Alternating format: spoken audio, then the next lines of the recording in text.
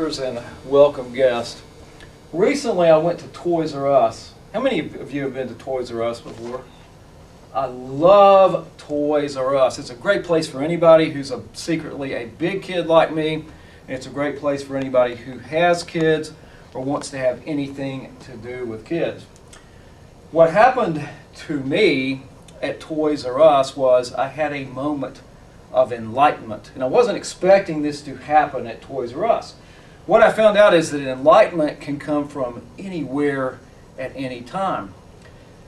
I've scanned through the book, All I Needed to Know in Life I Learned in Kindergarten. Has anybody read that? I've scanned through it, I haven't read it. Well, everything I need to know at life, I learned at Toys R Us in about 10 seconds when I looked at this puzzle.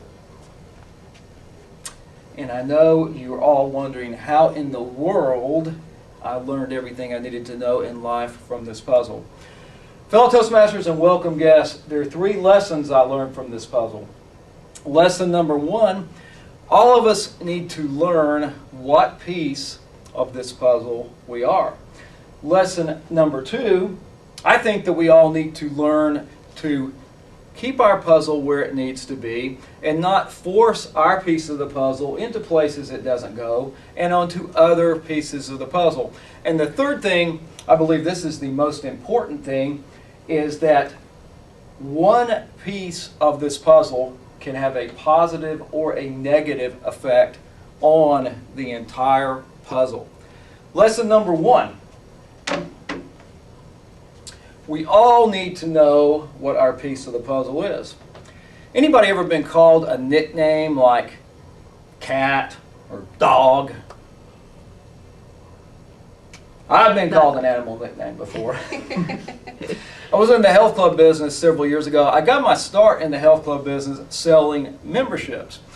Anyone who has not sold a health club membership before, you don't know what you're missing. What you're missing is an opportunity to have a constant quota every single day.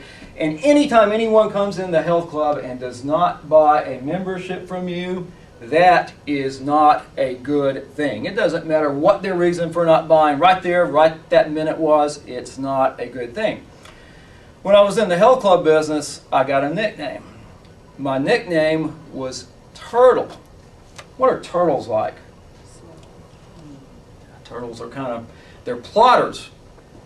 And it took, unfortunately, about 10 years since I first heard that nickname for this to soak in. But what I finally figured out is that a turtle probably did not need to work in a sales environment where you constantly needed to sell. A turtle's a plotter. I finally wised up and I became active in marketing. Fits me a lot better. And I think all of us can relate to situations like this. The second example of this that I want to share with you is this. Anybody in the room an engineer? All right. I'm going to put a general question out here. Would it be who is not good at math to become an engineer? I didn't think so. What I've decided is that if someone wants to be an engineer and you know you're not good at math, don't pursue being an engineer. There's places in the world for people who aren't good at math. There's always marketing. There's always sales. And there is always the possibility that you might become the CEO of a very large financial institution that now is eligible for federal government aid. That is another really good place for someone not good at math. That was a joke. I got it. Okay.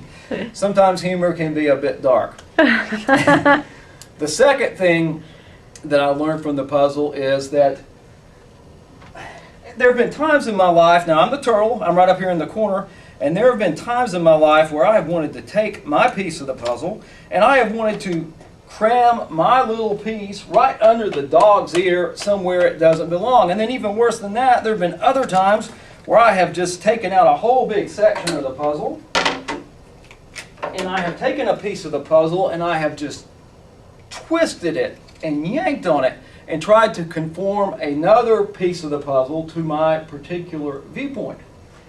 I wish I could say that I have never had in my entire life one single political or religious argument. I can't say that though.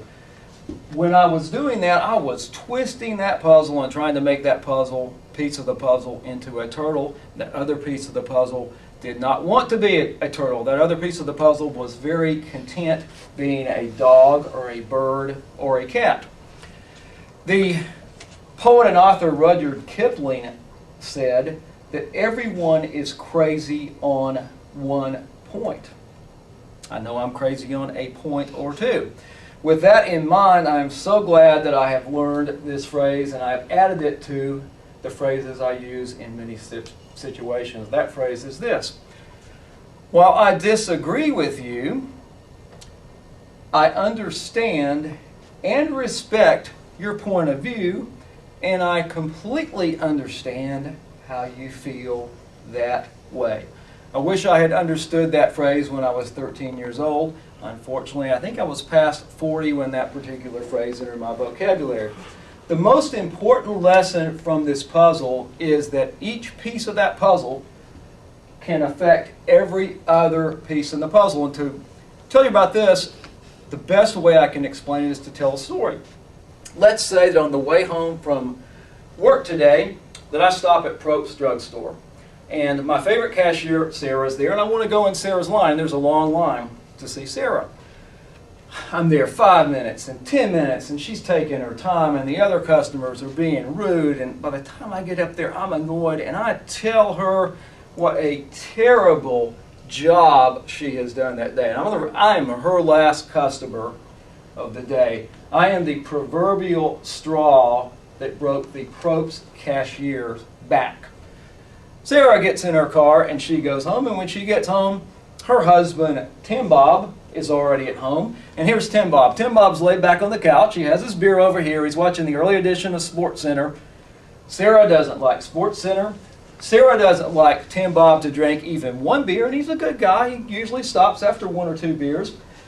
She is immediately annoyed, and she also notices that there's a pile of dishes in the kitchen that Tim Bob has chosen not to clean as soon as he gets home.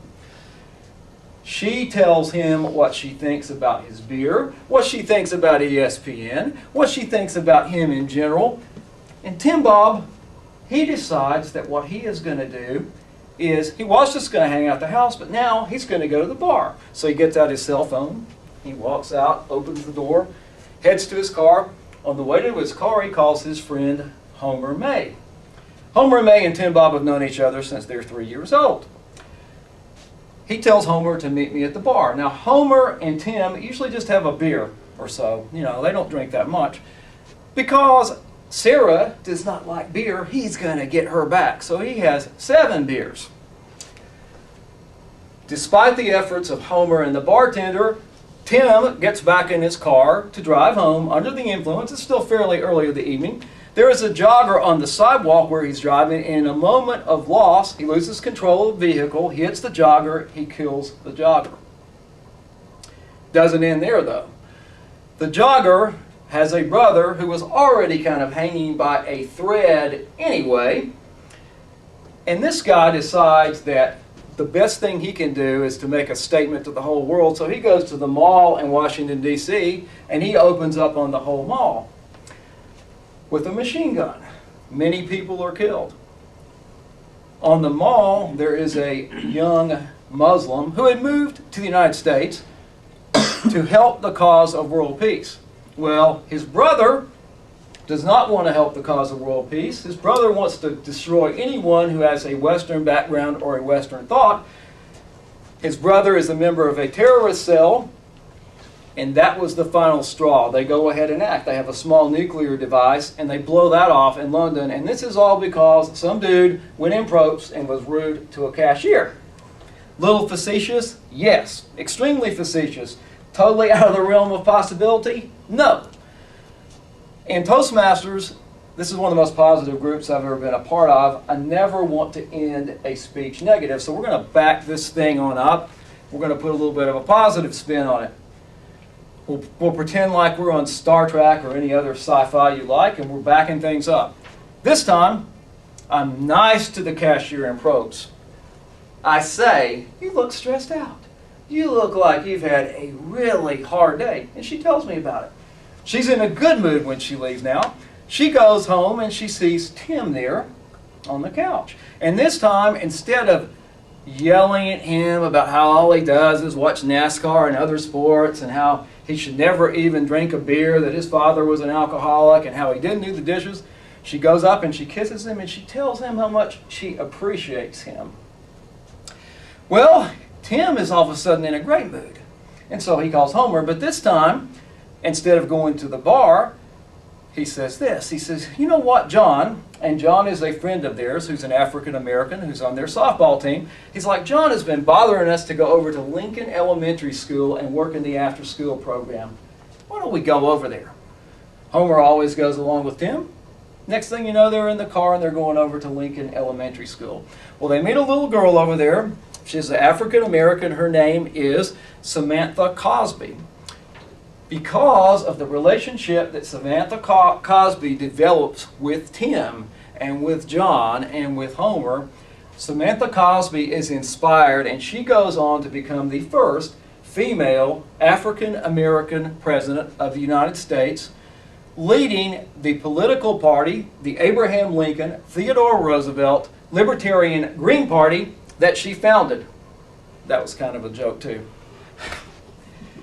Fellow Toastmasters and welcome guests, I hope that you will remember the three portions of my speech today.